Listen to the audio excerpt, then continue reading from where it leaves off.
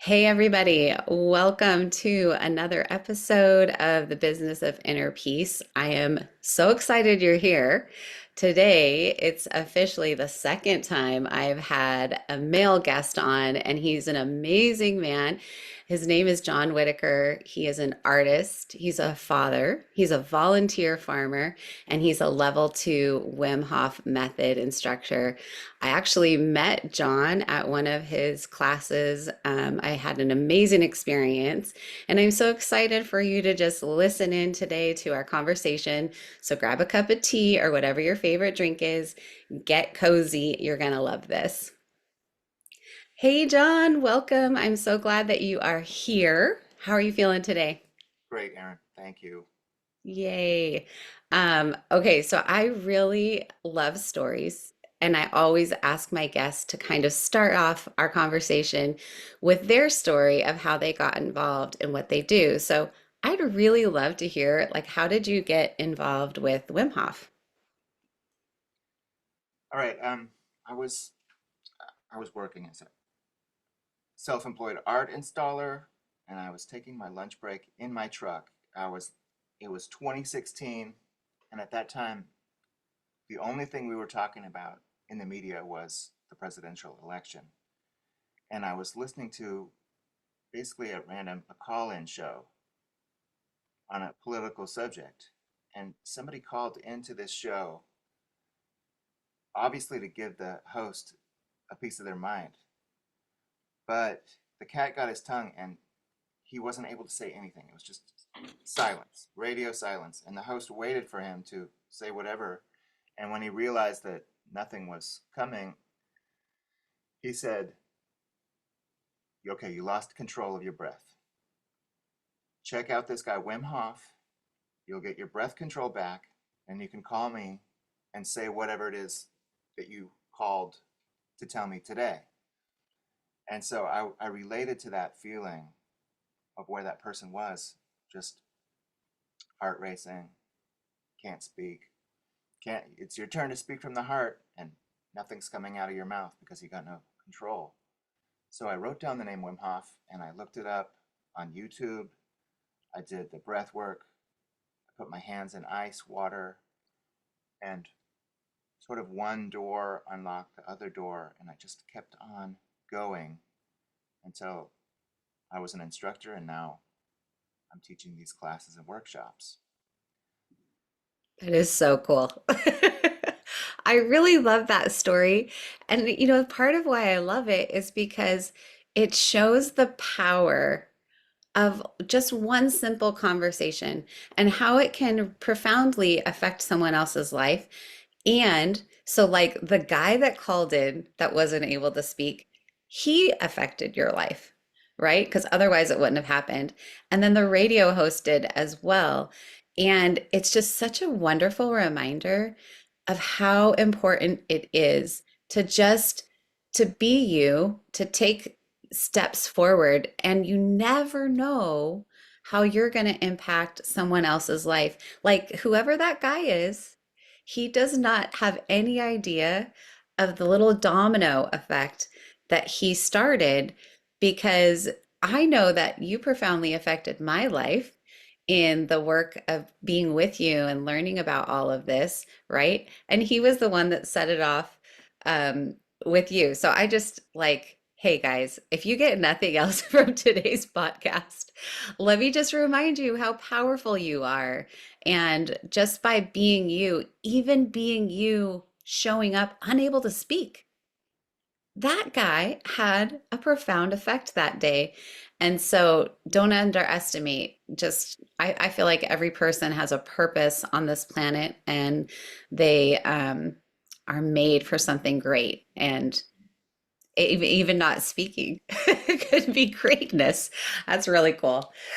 Thank you so much for sharing that story.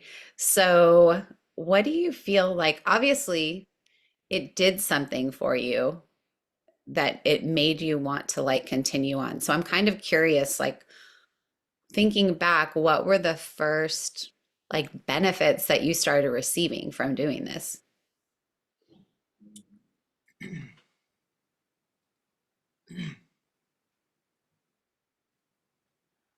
The first thing was the breath work, which, um, if you've ever done Wim Hof breathing or even holotropic breathing, you get to a new state that you never felt before. I was 45 years old, and suddenly there's a new feeling in my body that I never knew about for my whole life. It's sort of like discovering, you know, some vegetable. Did that happen to you? There's some vegetable you never even knew about, and then and then suddenly it's everywhere. But so there was just like there's a profound state that you get when you do the breath work, and it's different.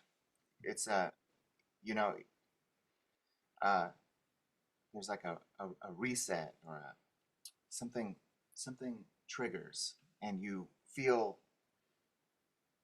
blessed. You feel just far out. It's almost like a psychedelic kind of feeling. Like you just, it was scary for a second, and then you went somewhere for a second, and now you're back, and like everything's as it was, but you just gained some perspective into like something that was hidden before. So Mm. that's sort of ambiguous, but so there's also like an element of like wanting to explore that further. Like what is this? What's happening? I feel great. It gives you a great feeling. And from that great feeling, from the breath work, I was willing to trust Wim Hof more, Mm. meaning challenge myself with cold, where I was a person who lived totally avoiding it. Not when I was a kid. When I was a kid, I loved the snow. But as I got older, I avoided cold. I lived in Los Angeles, and we had a swimming pool in the complex, which I never swam in because it was too cold for me in LA, It was too cold for me in LA. Just like I didn't enjoy. I have a very skinny frame, and I just felt like, well, maybe I'm just not cut out for cold. I'll just avoid it.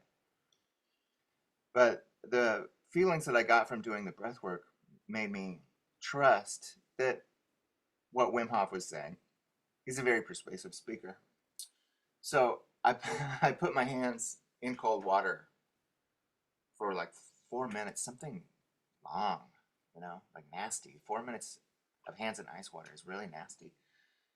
And I scared the crap out of myself. Because I thought, I thought I had given myself nerve damage or something. My hands were in such pain. And then I just breathed through it. I went back to the breath work, and I just breathed through it. And my hands recovered and I was fine. But you can get those adrenaline highs just from putting your hands in. You can get the endorphins and all that. It can come just from putting your feet in or your hands. Mm. So it was actually a really strong cold exposure, which has its nasty side and it has its great benefits, the great feelings that come from doing the cold exposure. So that led me to, after that I took the video class online because I was like, well, YouTube, that's it for YouTube, like I'll take it from the official source rather than the Wild West. And now I've forgotten the question. Well, you answered it. I was asking about what your experience was, that kind of drew you in further, what your positive benefits were. Um, and it sounds like, just what you're saying, the breath work for sure. It's amazing the way it can make you feel. And that almost piqued your curiosity, but it built your trust to, right, be wondering about Wim Hof. And as we were talking, I was realizing there's probably a lot of listeners out there who have no idea who Wim Hof is or what we're talking about or even how it's spelled. They're like, what? Because it's not a traditional name in America. So it's Wim, Wim, and then Hof, Ho, just one F, right? Yes. And where is he originally from? Netherlands. Yeah, he's from the Netherlands. He's an amazing guy. Like, how would you describe Wim Hof? Um, yeah, he's a very unique character. I sort of think of him like a Thoreau type character. Like living with intention is just like his whole point of view. I mean, he was like a you know not a rich person and not motivated by like a high paying job, but more motivated by you know um, like he lived in a squat with a bunch of free thinkers, and he started to experiment with cold water from a young age. He also challenged himself with like apparently he would roll out of bed at 4 a.m. and do push-ups. Like that was his wake up routine. Hmm. So there was always the element of like pushing the limits of the body, and I think he was really into yoga. Like he studied yoga. He had some kids with Olaya, and he was still very poor and just like scraping by. I think he worked as a postman. He would do birthday parties, teaching kids to climb trees. He would guide people through the mountains. He'd do like mountain tourism. And Olaya had like multiple personality disorder and depression and just like everything you could name. She had all of those problems, and they threw every kind of medicine at it, and she eventually committed suicide. So Wim Hof went on to, he sort of leaned into the extreme activities. Like he would do these, he did like the longest swim under ice because that got media attention. And because that got media attention, he was able to turn that into money. So he developed this personality, the Iceman. And one challenge led to the other. He would do like the fastest climb up Kilimanjaro, or he would do, barefoot half marathon above the polar circle on, just, you know, either, I think he had like flip flops on basically. And so one challenge led to the other one. And he became sort of like a media figure. He was on this, I saw him on, they have this clip of him on a show there was a show where they put two celebrities in a house together. And Wim Hof was with this actor that I didn't know. And Wim was trying to get him to get in the ice bath, and the guy wouldn't do it. And Wim got in the ice, and the other guy, he never did. He never got in the ice bath, the poor guy. He never got in. And then, so I think, and then, now, meanwhile, so the challenges keep on going. The media attention is going. Um, the Tibetan Museum opens up in New York City, and they invite Wim to come do one of his full contact ice challenges where he just sits in basically ice, not even ice bath, like he sits in ice for like 2 hours, nearly 2 hours. And they had a doctor on site who was like, there's a huge backstory to why he was particularly interested in this, but he was making sure Wim was okay as he did this challenge. And in the end, he wrote a letter of introduction to the Feinstein Institute to go have Wim studied because you know what Wim was doing should have been deadly, and so he wanted to know why it wasn't deadly to Wim. He wanted to know what was different, so they sent him he went to the Feinstein Institute and got a bunch of blood tests as he did the ice challenge, and now that's how Wim entered into the science world, the science academy, and his mission shifted from being this circus freak show public interest story to now somebody who's going to bring healing. like somebody who's going to actually demonstrate um, hidden physiological strengths that's innate in everyone. And that became his mission, to go further into the science and prove. You know, he would tell these people, hey, I can control my autonomic nervous system.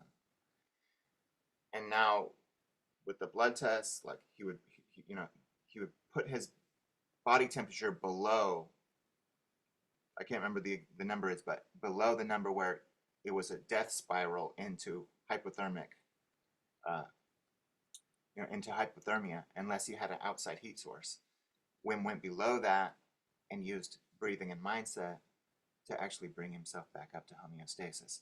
So that made them listen, you know. So that led to the Radboud study. Now he went over and there's a famous study where they injected him with an endotoxin, like the cell wall of like a bacteria cell wall. It wouldn't it wouldn't multiply, but it would your body would read it as a nasty invader, and it would make you feel sick, make you want to throw up. And they use this test to see how their drugs are working. Like if you get a say you get an organ transplant, your body might reject it because it's a foreign invader. So they have this test to see how the drugs are working that suppress this runaway autoimmune attack, or I don't know if I said that right, or to suppress a runaway immune attack from an invader.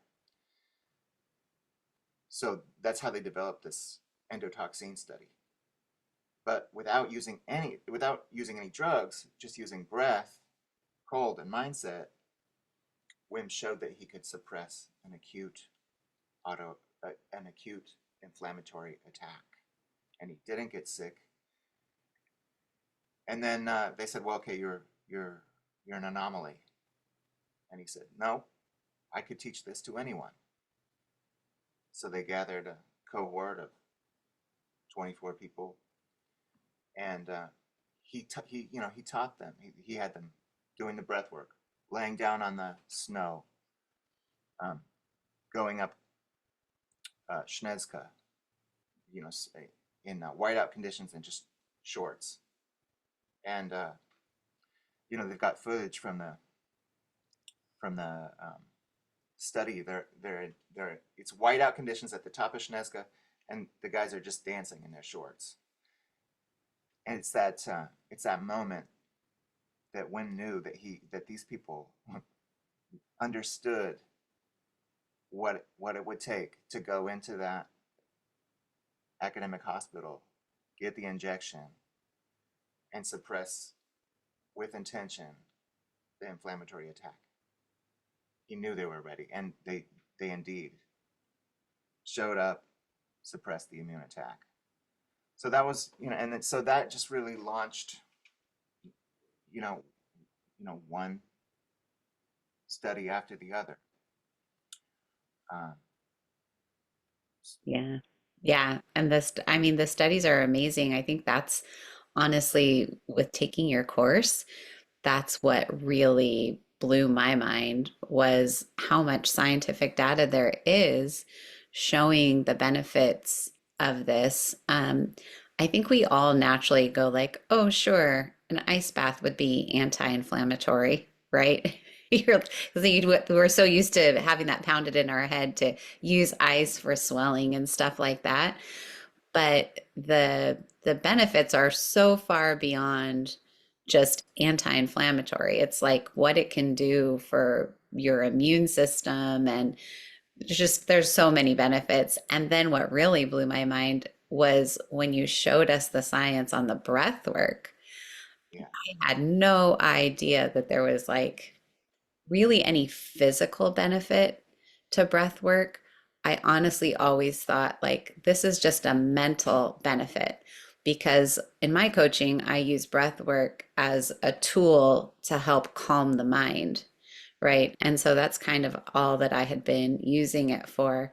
But when I saw the data that you showed us of just how amazing this is for your whole system, like how you can have a stronger, healthier immune system, just by doing breath work. It's so crazy. And I think the thing I really loved the most was this idea that when we put the body under acute stress, there's like this big benefit, right? And it's a little bit counterintuitive. Um, but I like thinking about it because often whatever happens in the physical world, it also is present in the spiritual world, like in the emotional spiritual world, right? So it's this principle that is true universally, whether it's for your body when you're under this acute stress, it makes your body react stronger, right? We know it with like muscles, right? Yeah, When you're weightlifting, exactly. right? You put your muscle under that stress, you're actually tearing the muscle, damaging it, but that's what makes it stronger and bigger. But emotionally too, when we face really tough stuff, it's actually that can make you stronger. It's that can grow you spiritually. And especially in the Western society, we live lives trying to avoid pain at all costs, right? Physical pain, emotional pain. It makes sense. Nobody likes pain. But when we start to view pain as something that is actually beneficial, I think it's just a beautiful mindset change, right? I totally agree. Yeah, they're calling they're calling this a hormetic stress, or they call it a eustress. Hmm. And I told you that I'm a volunteer farmer at Giltrag Farm, Yeah. which is they have a partnership with UC Berkeley, and they've got a new research field out there right now. They're growing these little trees, and I asked the researchers what they were doing, and they're growing soap bark trees, because the soap bark trees, you get a emulsifier, like a that's not from animals. So they want to have this, like, make it would make the texture of like butter or cream to the food product without using animal product. So they're using these soap bark trees, but they don't want to cut down old growth soap bark trees. They want to grow babies. So they've got this field of babies that they're growing, and they're out there. The study is to stress these guys out and make them grow faster, make the babies grow faster. So they're putting hormones on the trees that makes the trees feel like they're under a full body attack, like they're under attack, and that's what makes them grow faster. So they're studying which of these stressors is going to be the most effective. And I looked. If you look up the origins of homeopathy, they got a story in there. Like that's that's how that got started. Is like an accidental. Like instead of putting fertilizer on the plant, they put a poison, and the plant just busted out. So that's called a hormetic stress. Hormetic stress. We have now the actual term for it. I'm like, avoid pain. Pain. That's what it's called. But the trick is to, it's a fine line. Too much, and too much is too much. You have to like stress, but you want to recover quickly. So, when you take an ice bath, you start with a 2 minutes or whatever, a short one, and then you gradually grow your exposure. But you don't want to overdo it. Yeah. Yeah, for sure. There are negative things that can happen when you overdo it. Yeah, just like in exercise, when you know, Yeah. so then you're out of the gym for months if you do too much. Yeah, Like find absolutely. the right dose. So the other thing about you that I love is that you brought your artistry into this space. And t can you tell us a little bit about that? Because I think that's really unique. Yeah, that kind of keeps me going. It's it's maybe a little it's a little dorky, but I like it. it's like I like it. yeah. You know, for one thing, when I was doing breathwork, I noticed that not only was the music assisting in driving me to breathe stronger, you know, like some emotional music makes you want to breathe stronger, but also the state of my body created by the breathwork was actually changing the music and making me experience the music in a different way, more maybe more in depth, like interesting way. And I began to explore with that using different musics. And and and in addition to that, I want to do that in real life. Like for instance, I haven't been able to do it yet, but I want to have ice baths with a marching band playing, like a live marching band. Like it really, it really like that would really pair well, I think. You were there when Yeah, I'm like, Lucio. can I tell a story really Oh quick? yes, yes, go Like, ahead. is it okay if I interrupt you? All right, Yes. I have to paint this picture for everyone. So I sign up for this course. I requested this course as my Christmas gift. So my husband got it for me for my Christmas gift, and I thought he would join me, but homeboy wimped out. He just got too scared. He's like, no, no, no, it's just you. Maybe now that I say that, it'll be the thing to get him to come for the next one. But anyhow, so I just really thought it's just going to be like in a yoga studio, and we're just going to be learning about this Wim Hof breath work, and then we're going to do an ice bath. And that's kind of what like week one was. And I think it was either 4 or 5 weeks. I don't remember what that course was. But um, so week two, oh, we were out like by the ocean with our ice bath. So that made it different. We did some drumming that our beautiful friend taught us. And then, Like the drums. yeah, I'm like, I'm gonna say it wrong, so I won't say what kind of drumming it is because it's basically Japanese drumming, but it was Yuki taught us that. And so week three is the one that totally, I was just cracking up. So John devised this whole thing where he basically has the tub that you're sitting in on wheels, okay? So it's full of ice, mostly ice, by the way, guys. Very little water, as in my opinion, on wheels. And we're out in Pacifica, which is a town by the beach, and there's a sidewalk, just like a walking path. Just so you know, it's not as beautiful as a walking path in Southern California, like a boardwalk where it's like super smooth and there's people rollerblading. It's not like that. It's like a sloped, rocky, divoted sort of path. So I'm the first one, so I get in, and the job is I'm in the ice bath, but my teammates are pushing this rolling ice bath down the path, and then they have to push it back up.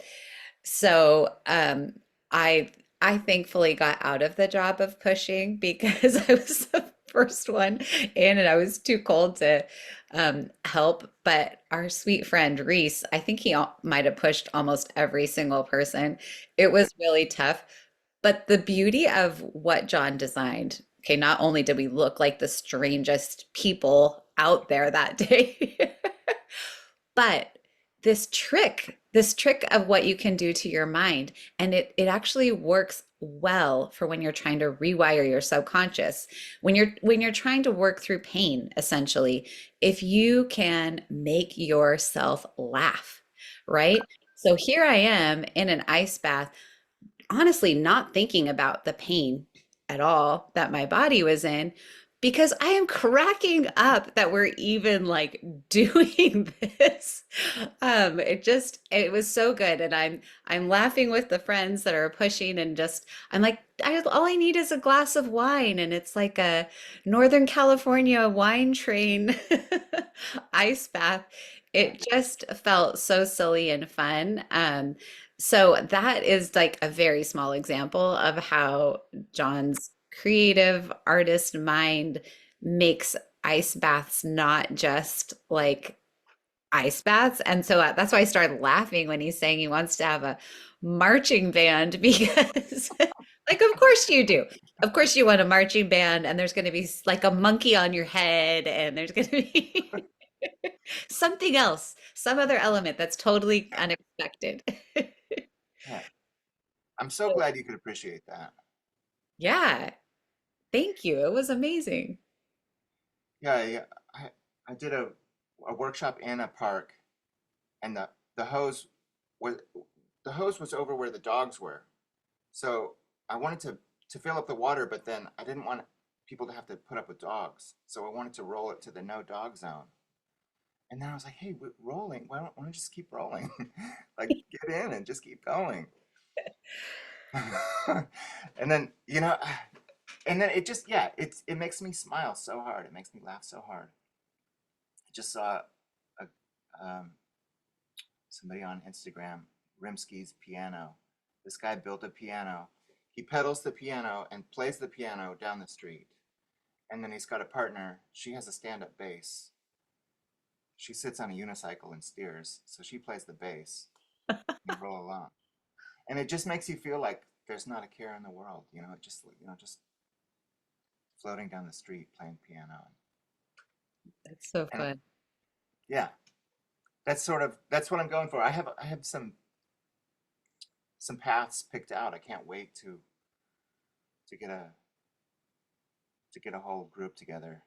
Yeah, maybe we need to attach the ice bath to like an electronic skateboard. Yeah, yeah, yeah, No, but I mean, part of the benefit for the people pushing, especially if you did it after the ice bath, it does help warm up warm up. your Yeah, body. So there was a benefit. I just opted out of the benefit that yeah. day. It's a warm up activity to push. Yeah. That's I that's love. kind of that's the idea behind the drums too. Is like I love this when it's a complete system. Mhm. The ice bather gets out and warms up by pounding the drums, and the drums provide the music for the ice bather. Yeah. And what was cool about that? So everybody's got a different perspective, right? But from my female perspective, um, I wouldn't normally opt to be like in a swimsuit, wet, like drumming these big drums in front of people. Like if I was gonna drum drums, I'd be like in a cute, like very covered up outfit. Yeah, But I my point in this is like where does that kind of stuff come from, right? It's programming. It's literally programming that's been passed down to me from family, from society about how I should feel or think yeah, or look inside of my body. And what I like about what you did, it's totally like a side benefit. I don't even know if there's intention in it or not, but it because of what was happening, because it's a big group, because we're all doing it, it's felt like such a safe space. I don't think anyone cared at all what my body looked like. I don't think there was like any judgment happening. And we were all just laughing together and like, oh my gosh, I got to be focused. I'm now the drummer, right? And you kind of just like your mind lets go of the worry or the paranoia about being cold or about being seen. You yeah, know, you just go on with the activity. And I think there's just these other cool benefits that come along with the work that you're doing beyond all of that beautiful scientific data that we talked about. yeah. You're 100% right. I think when you get into an ice bath, that the the body shyness, it goes away because you're in. I think it's because maybe because you go into this that survivor mode, maybe that like you know that worry falls away, Hmm. and so yeah, I think that's pretty well observed, isn't it? It is. Yeah, It's a really fun, well, maybe fun's the wrong word. It's a beautiful benefit. yeah, It's a beautiful, yeah. I really love that. Yeah, yeah. You're like, work on body image issues as a benefit of Wim Hof. yeah. You know what? That's right. It is. It is. So you, we started to talk about it, but I just wanted to make sure that the listening audience knows you've brought your artistry into the music side Yeah, of breath work.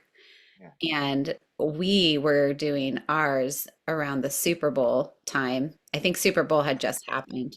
That's right. And you actually made like a Super Bowl breath work, Yeah, which I thought was really interesting. yeah. Um, so that is how when I'm saying John brings his creativity into breath work, um, that is definitely how he's doing it. And obviously all the odd, unique things he's thinking up around ice baths as well. Um, so I would love for you to tell the listening audience like what's coming up next, especially for people that are in the Bay Area, and how they can connect with you. Yeah, well, there is, first of all, there is a workshop on the 15th of June at Sangha Hot Yoga in Pacifica, and that's gonna be the works. You're gonna have Inferno yoga to kick it off, breath work, lunch, then we hit the beach and do the ice baths and the taiko drums. So that's just like the full experience, June 15th. Nice. And then um, if you're looking for a regular, you still there? Yeah. If you're looking for a regular practice, like you want to come back every week for a breath work and an ice bath, I have a class Sundays in June, 2 to 4. So a 2 hour class. And it's more doing than talking. We get in, we do a breath work, we do an ice bath, we do an exercise, we do an ice bath. And it's really great. You can grow, you can go deeper into the breath work with that. You end up doing some advanced breath work. You can begin to do longer ice challenges. It's a great way to keep a regular practice. And it's colder than the bay. It's a Yeah, it is. real ice bath. So that'll be in Sundays in June, 2 to 4, Sangha Hot Yoga. And then I'm going to be offering, I have a great venue at Giltract Farm. I'm going to be offering a class then too. But I don't have anything posted right now. I'm still trying to figure out the, Yeah. the time. So you can look at my page. Just look up Wim Hof Method, John Whitaker, and you'll find my page on the Wim Hof Method website. Awesome. Well, I'll be sure we'll put everything in the show notes. I'm going to be there Sundays starting in June. So I'm super excited about that. So if you just want to come and laugh and be silly and challenge your body, come join us. It's going to be so much fun. And yeah, everything will be in the show notes so everyone can get connected and learn more. And John even has recorded breath work. So if you're interested in connecting with him to listen and try that out. But it breath work is such a powerful way to bring inner peace into your life. And the ice baths are as well, but it's definitely, it takes a little more effort to bring an ice bath into your life. And breath work is readily available to all of us at any time, right? All you need is your beautiful body. So Anything And you, there's the cool the people that show up for a Wim Hof class are really cool. Like our group that Aaron was in, we ended up just really gelling, and we're still in a chat group together. So you really bond with the people that you engage in this with. So that's another like side benefit. It's like meeting really cool people. yeah, and I'm going to throw this out there because I think the more that you say your intention out into the world, the better it is. John and I are actually working with a group of people that we met at the course to bring a retreat into the world. And so we don't know when, but stay tuned. We'll be sure to tell you when we have anything official. But what an amazing time together because we've got some beautiful practitioners of all different sorts and just beautiful souls. Really enjoyed the group of people that were there. And whoever's coming next, I can't wait to meet who's going to be there next.